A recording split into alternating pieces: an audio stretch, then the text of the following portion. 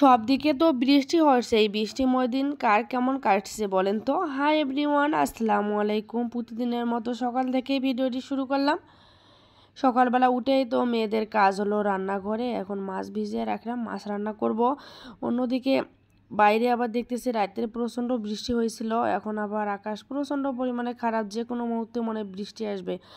ছেলেকে স্কুলে এখন পাঠিয়ে দিতে হবে ওর। এখন একটু আকাশ ভালো আছে, স্কুলে পাঠিয়ে দিয়েছিলাম। তারপর যে কি পরিমাণে বৃষ্টি শুরু হয়েছিল, রাত্রে বৃষ্টি হচ্ছে, বারান্দার অবস্থা দেখেন একবারে শেষ। আর আমার এইরকম কাদা কাদা বা ভালো লাগে না। আর বাচ্চা কাচ্চা আছে, একটু যদি খালি বারান্দার দরজা খোলা পায় তাহলে মনে করেন নিজের শরীর শেষ করবে, সাথে যে রুমগুলো আছে রুমগুলোও শেষ করবে। তাই সকালবেলা উঠে এগুলো ঝাড়ু দিচ্ছি, কারণ এগুলো পরিষ্কার থাকলে আর কি আমার একটু হলেও কাজ থেকে রেহাই পাবো।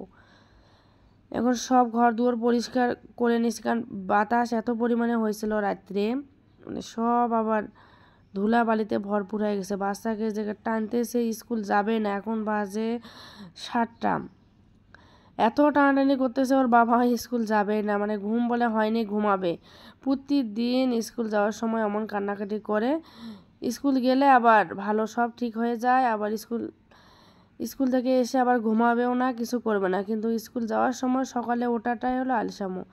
আমাদের ছোটোবেলা থেকেই ভুল হয়েছিল যে সকাল সকাল ঘুম থেকে বাচ্চাদের ওঠানো উচিত, না হলে পরবর্তী স্কুল জীবনে এসে কিন্তু বাচ্চারা অনেক সমস্যা ফিল করে, কারণ ওরা সকাল সকাল উঠতেছে না, অভ্যাসটা থাকে না, এই জন্যই ঝামেলা হয়ে যায়। এখন যে রান্নাবান্না শুরু করছি, স্কুলেও গেছে, এখন আমি রান্নাবান্না শেষ করে আর কি স্কুলে যাব। একদিকে আলু দিয়ে মাছ রান্না করলাম, অন্যদিকে আবার মাছ ভুনা করছি, ভেজে ভুনা করতেছি। 2 ধরনের মাছের রান্না করলাম, যার যেটা ভালো লাগবে সে সেটা খাবে। এই তো বৃষ্টি শুরু হয়ে গেছে। এখন বাজে 8টার সময় আমার ছেলে 7:30টার দিকে এসে, এখন বাজে 8টার সময় যে বৃষ্টি হয়েছে। এখন বৃষ্টির মধ্যে স্কুলে গেলাম, স্কুল থেকে এসে ভাত বসাই দিয়েছিলাম, ভাত হলো। এখন ওদেরকে খাওয়াই নিয়ে আবার প্রাইভেটে যাব। প্রাইভেট থেকে এসে বাচ্চাদের ঘুম টুম পাড়ায় নিয়ে তারপরে এই যে আমার সন্ধ্যার নাস্তার জন্য ডিম পাউরুটি তৈরি করতেছি। আজকের ভিডিওটি আপনাদের কাছে কেমন লাগলো অবশ্যই কমেন্টস করে জানাবেন। ভালো লাগলে লাইক কমেন্ট শেয়ার করবেন।